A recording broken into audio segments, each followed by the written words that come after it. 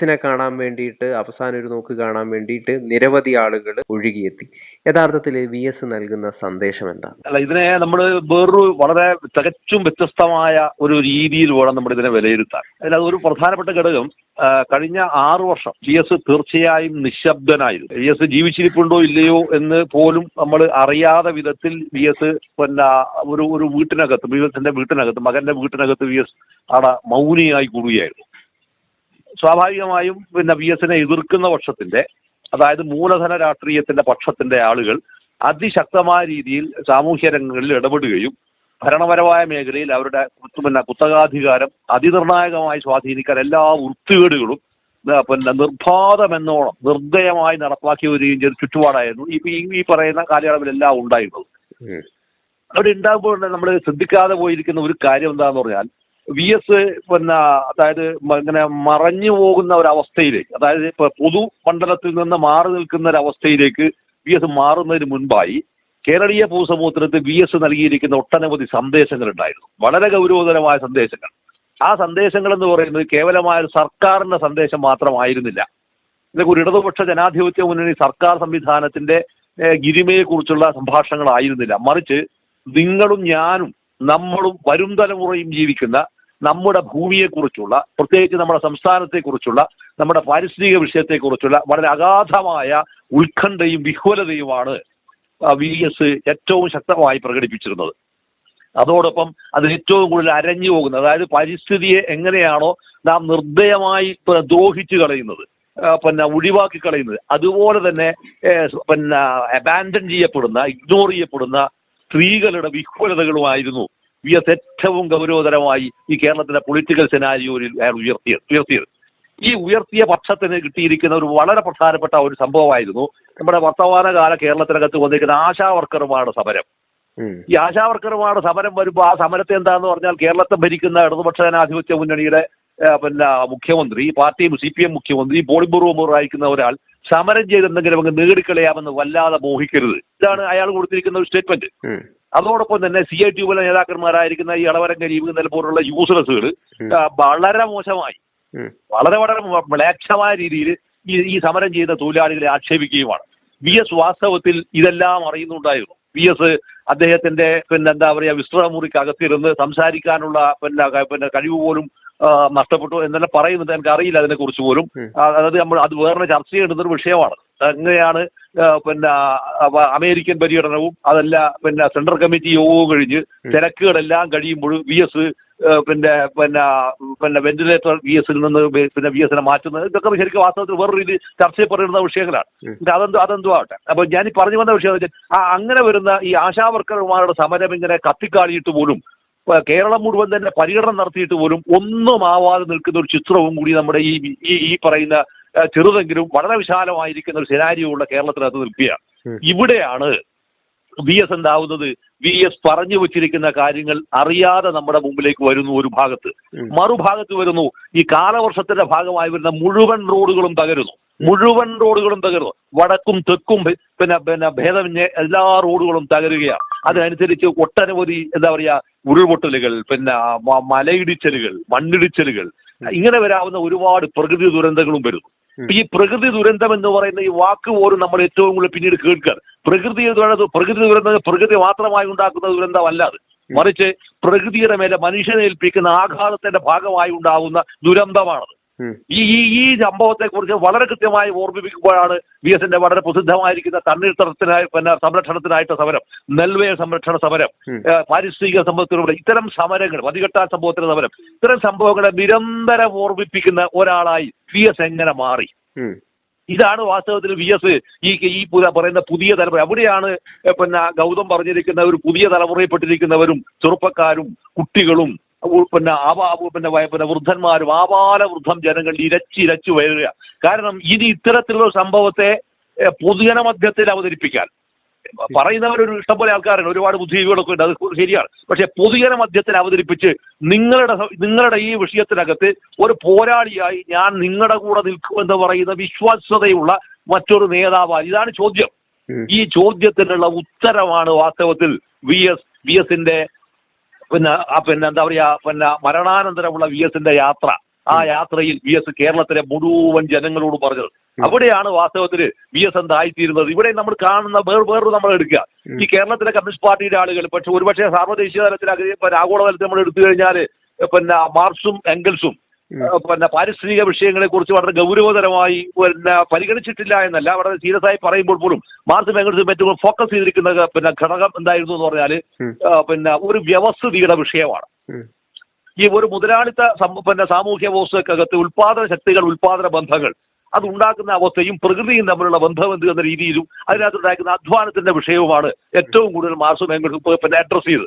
ഈ അഡ്രസ് ചെയ്തിരിക്കുന്ന ഘട്ടത്തിലും കൂടിയാണ് പിന്നെ എംഗൽസിന്റെ പ്രകൃതിയുടെ വൈരുദ്ധ്യാത്മകത, ഡയലക്റ്റിക്സ് ഓഫ് നേച്ചർ എന്ന് പറയുന്ന ഒരു പുസ്തകം വളരെ പ്രധാനമായിട്ട് ലോകത്തിൽ വളരെ വളരെ അടിസ്ഥാനപരമായിരിക്കുന്ന ഒരു വിഷയം ഇന്നും വളരെ സീരിയസ് ആയി ചർച്ച ചെയ്തുകൊണ്ടിരിക്കുന്ന ഒരു സംഭവമാണ് ഡയലക്റ്റിക്സ് ഓഫ് നേച്ചർ ഈ സംഭവം വരുന്നത്. പക്ഷേ നമ്മുടെ കേരളത്തിനകത്തേക്ക് എടുക്കുമ്പോൾ യൂറോപ്പിൽ വളരെ പ്രധാനപ്പെട്ടിരിക്കുന്ന വിഷയമാണിത്. അപ്പൊ യൂറോപ്പിൽ വളരെ പ്രധാനപ്പെട്ട വിഷയമായതുകൊണ്ട് തന്നെയാണ് ഈ തരത്തിലുണ്ടാക്കുന്ന പാരിസ്ഥിതിക വിഷയങ്ങൾ യൂറോപ്പിൽ വളരെ ഗൗരവതരമായി ഇന്നും ചർച്ച ചെയ്യുന്ന വിഷയങ്ങൾ ഉണ്ടാവുന്നത്. അതല്ലാതെ വികടിയുടെ ആളുകൾ പറയുന്ന പോലെ അല്ല. അതായത് പ്രകൃതി എങ്ങനെയാണ് പ്രകൃതിയുടെ ചലനം എന്താ, ഈ ചലനത്തിനകത്ത് പിന്നെ പ്രകൃതിയുടെ മേലെ മനുഷ്യനെ ഏൽപ്പിക്കുന്ന ഓരോ ആഘാതങ്ങളും എങ്ങനെയാണ് അത് പിന്നെ മനുഷ്യനെ തിരിച്ചു വരുന്നത് എന്നുള്ളതിനെ കുറിച്ചുള്ള വളരെ ഗൗരവതരമായിരിക്കുന്ന ഒരു പഠനമാണ് സാറത്. അതിനകത്ത് എങ്ങനെ ആവർത്തിച്ച് പറയുന്നൊരു സാധനമുണ്ട്, നിങ്ങൾ ഒരു പിന്നെ മനുഷ്യന്റെ അധ്വാനത്തിന്റെ ശക്തി എന്താണെന്ന് അറിയാതിരിക്കുന്ന ഒരു കന്നി മണ്ണ്, ആ കന്നി മണ്ണിനകത്ത് അധ്വാന ശക്തിയുടെ ഭാഗമായി ഉൽപാദന ഉപകരണങ്ങൾ, അന്നത്തെ പരിമിതമായ ഉൽപാദന ഉപകരണങ്ങൾ ഉപയോഗിച്ചുകൊണ്ട് നിങ്ങളുടെ ആഘാതം ഏൽപ്പിച്ച് വിത്ത് വിതക്കുമ്പോൾ നിങ്ങൾക്ക് ആവശ്യമുള്ളതും അതിൽ കൂടുതലും ഒന്നാം ഘട്ടത്തിൽ നിങ്ങൾക്ക് തരും. രണ്ടാം ഘട്ടത്തിലും ചിലപ്പോൾ ഇത് തന്നേക്കാം. മൂന്നാം തവണയും ഇത് ആവർത്തിച്ചാൽ ഇതെന്ത് കൊണ്ടുപോകും? മൊത്തം ഇത് പ്രകൃതി കൊണ്ടുപോകും. അത് വിധിവിശ്വാസത്തിന്റെ ഭാഗമല്ല. പ്രകൃതിയെ നാം എത്രമാത്രം, അതായത് പ്രകൃതിയുടേതായിരിക്കുന്ന നിയമങ്ങളുണ്ട്. ഈ പ്രകൃതിയുടെ നിയമത്തിന്റെ മേലെ നമുക്ക് ചെയ്യാവുന്ന സംഭവം എന്താണ്? ശരി, ഒറ്റ സംഭവം മാത്രമേ മനുഷ്യന് ചെയ്യാനുള്ളൂ വരുന്നത്.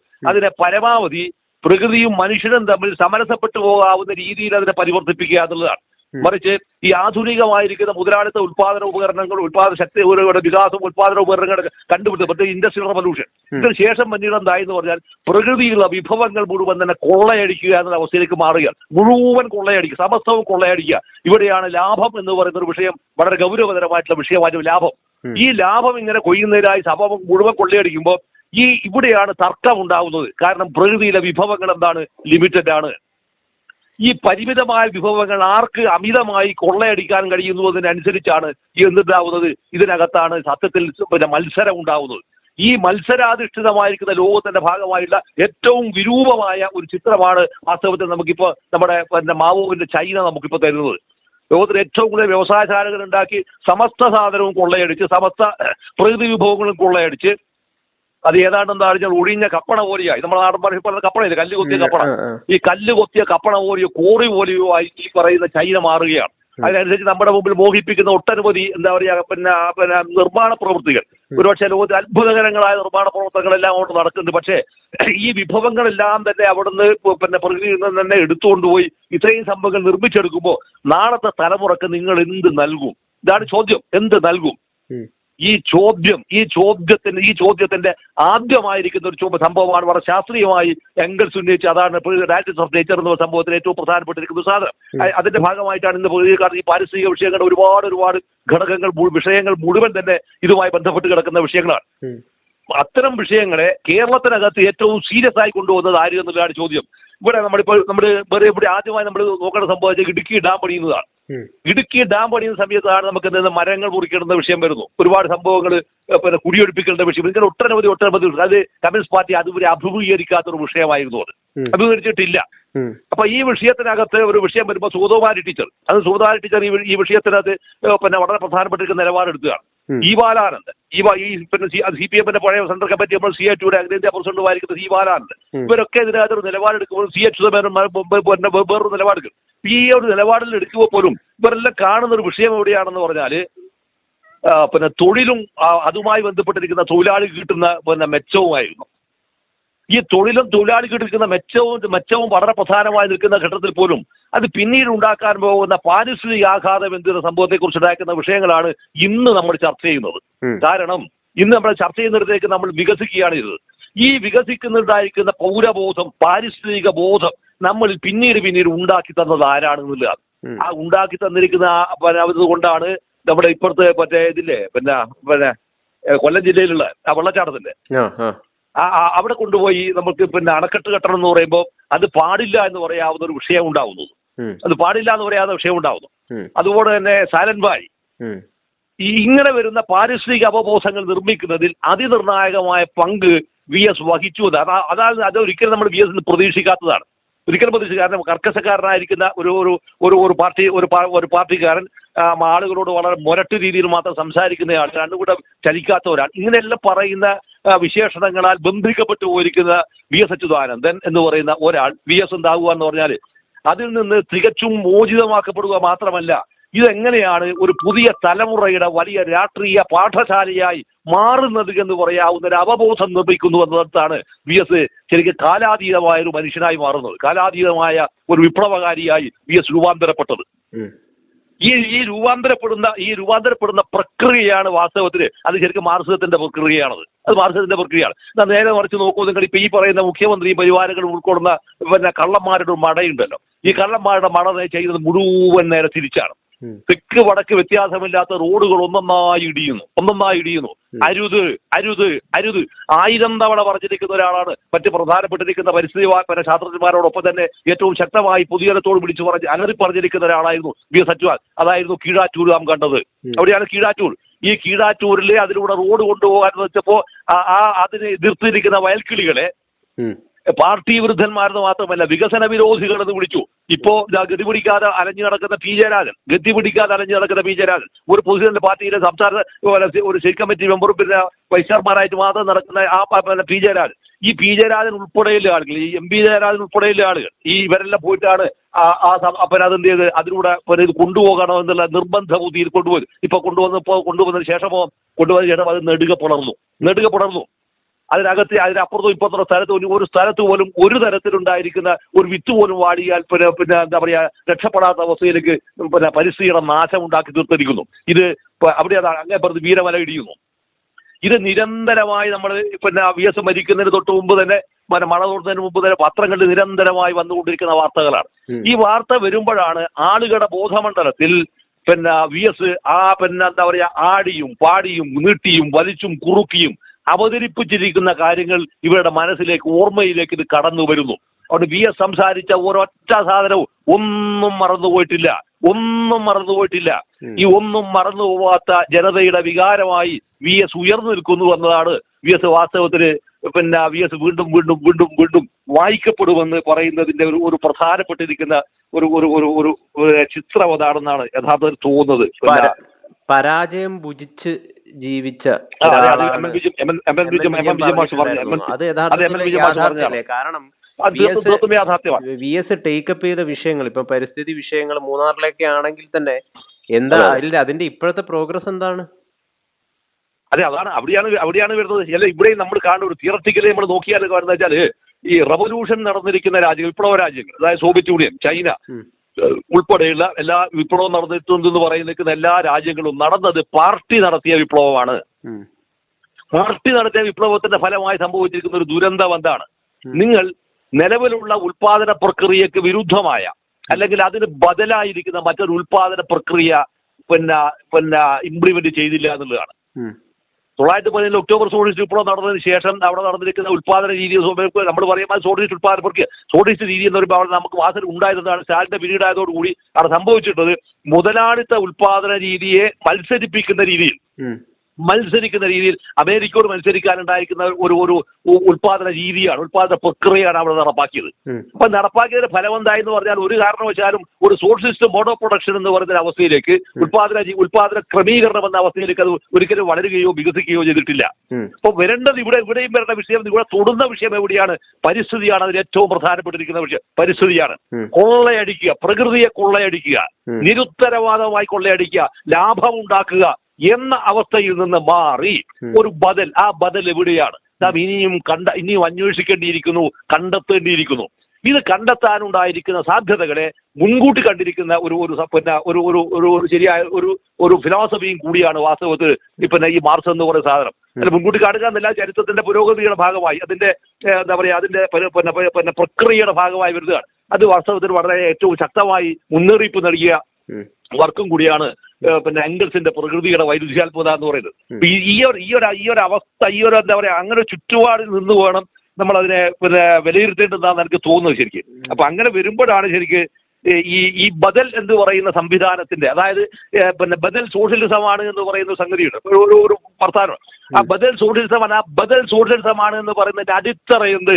ഈ അടിത്തറയാണ് വാസ്തവത്തിൽ ആര് ഊന്നി നിന്നത്, VS ഊന്നി നിന്നത്. എന്നാൽ ഈ കേരളത്തിലെ ഇപ്പോഴത്തെ മുഖ്യമന്ത്രിയും ഈ പാർട്ടിയും ചെയ്ത പണി എന്താ അറിയോ? ഇത് പൊളിക്കുകയാണ് ചെയ്തത്. ഇത് നിർദ്ദയമായി പൊളിക്കുകയാണ് ചെയ്തത്. അവർക്ക് എന്ത് മാത്രമേ ആവശ്യമുള്ളൂ? അവർക്ക് പണം, പിന്നെയും പണം, പ്രളയം പോലെ പെരുകുന്ന പണം.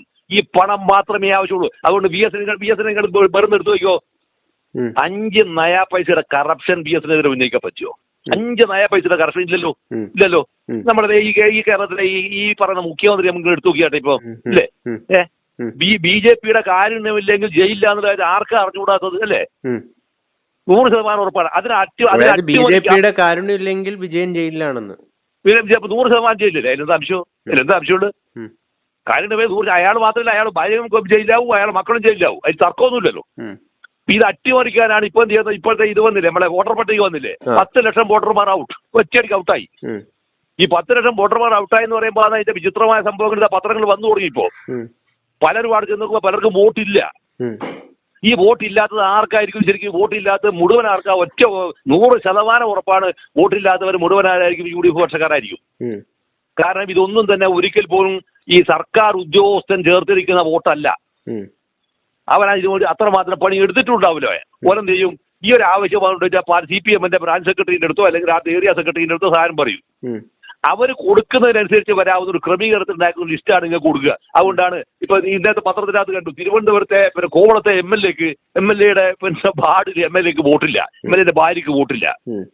നിങ്ങൾ ആലോചിച്ചിട്ട് ഇന്നത്തെ പത്രത്തിലുള്ള സംഭവമാണല്ലോ. അപ്പൊ ഇത്തരമൊരു സംഗതി വരുമ്പോഴാണ് നമ്മുടെ കണ്ണൂരിലെ AKG സാറിന് ആശുപത്രി തെരഞ്ഞെടുപ്പുമായി ബന്ധപ്പെട്ട് വന്നിരിക്കുന്ന വിഷയത്തിനകത്ത് 600ഓളം ആളുകൾ ഞങ്ങൾക്ക് വോട്ട് ചെയ്യാൻ പറ്റിയില്ല എന്ന് പറഞ്ഞ് നേരെ കോടതിയിലേക്ക് പോവുകയാണ്. നേരെ കോടതിയുടെ മുമ്പിൽ പോവാണ്. കോടതി ചെയ്തത് എന്താ? കോടതി ഇതൊന്നും ഇവിടെ പറയാൻ പറ്റൂല, നിങ്ങൾക്ക് വോട്ട് ചെയ്യില്ലെങ്കിൽ വോട്ട് ചെയ്യാനുള്ള സൗകര്യം നിങ്ങൾ വോട്ട് ചെയ്യാന്നില്ല. സത്യത്തിൽ കോടതി ചെയ്യേണ്ടിയിരുന്നത് എന്താ ചെയ്യേണ്ടത്? ഒന്നാമത് തന്നെ അവിടുത്തെ ഒരു മജിസ്ട്രേറ്റിനെ പറഞ്ഞേക്കാണ് വേണ്ടത്, അല്ലേ? ഈ 600 പേർക്ക് വോട്ട് ചെയ്യാനുള്ള ഭരണഘടനാപരമായിരിക്കുന്ന അവകാശം കൊടുക്കണം. വോട്ട് ചെയ്യാൻ നിങ്ങൾക്ക് അവകാശമുണ്ടെന്ന് കോടതി പറഞ്ഞാൽ തന്നെയും വോട്ട് ചെയ്യാൻ പോകാനുള്ള വോട്ടർക്ക് അവിടെ എത്താൻ കഴിയില്ല. പിന്നെ ഗൗതം എത്താൻ കഴിയില്ല. ഈ എത്താൻ കഴിയാത്ത അവസ്ഥയിലേക്ക് അവിടെ തടയപ്പെടുമ്പോഴാണ് ആ വോട്ടർ പുറത്താകുകയും അതിന് പകരം വേറൊരു വോട്ടറാണ് വോട്ട് ചെയ്യുകയും ചെയ്യുന്നു. ഈ അട്ടിമറി തന്നെയാണ് ഇപ്പൊ എന്ത് ചെയ്യുന്നത്? ഈ പറയുന്ന വരാനിരിക്കുന്ന പിന്നെ 2026 തെരഞ്ഞെടുപ്പിന്റെ മുന്നോടിയായി വരുന്ന തദ്ദേശ ഭരണ തെരഞ്ഞെടുപ്പിനകത്ത് വരുന്ന സാധനം ഇതാണ്. തീർച്ചയായിട്ടും സജേട്ടാ. ഓക്കെ. അപ്പൊ ഇങ്ങനെ വരുന്ന ചിത്രം ഉണ്ടായി എന്ന് പറയുമ്പോൾ പറഞ്ഞതിനകത്ത് വടിമാർ ജനാധിപത്യം എന്ന് പറയുന്ന സംഭവം ഉണ്ടെങ്കിൽ മാത്രമേ പരിസ്ഥിതി സംരക്ഷിക്കപ്പെടുകയുള്ളൂ. ജനാധിപത്യത്തെ ധ്വംസിക്കുന്നവർ ഈ കേരളത്തിലെ മുഖ്യമന്ത്രിയെ പോലെ അതിന്റെ സമസ്ത രൂപങ്ങളെയും നശിപ്പിക്കുന്നവർ, അവർക്ക് പണം മാത്രമേ ആവശ്യമുള്ളൂ. അവിടെ എല്ലാ ജനാധിപത്യ അവകാശങ്ങളും റദ്ദ് ചെയ്യപ്പെടും. അതുകൊണ്ട് പ്രകൃതിയും പരിസ്ഥിതിയും പിന്നെ അതുപോലുള്ള വിഷയങ്ങളാണ് ഏറ്റവും പരമപ്രധാന വിഷയം എന്നുള്ള തിരിച്ചറിവിലൂടെ ഒരു പുതിയ തലമുറയെ പുതിയൊരു അധ്യയന എന്താ പറയാ പിന്നെ സിലബസ് കൊടുക്കുകയായിരുന്നു വാസ്തവത്തിൽ VS. അതുകൊണ്ടാണ് VS പിന്നെ വീണ്ടും ഞാൻ ആവർത്തിക്കുകയാണ്, വീണ്ടും പിന്നെ വായിക്കപ്പെടുന്ന ഒരാളായി VS മാറും എന്ന് പറയുന്നതിന്റെ ബേസ് അതായിരിക്കുമെന്നാണ് ഞാൻ പ്രതീക്ഷിക്കുന്നത്, ഞാൻ കരുതുന്നത്. ഗൗതം, തീർച്ചയായിട്ടും ഒരുപാട് നന്ദി.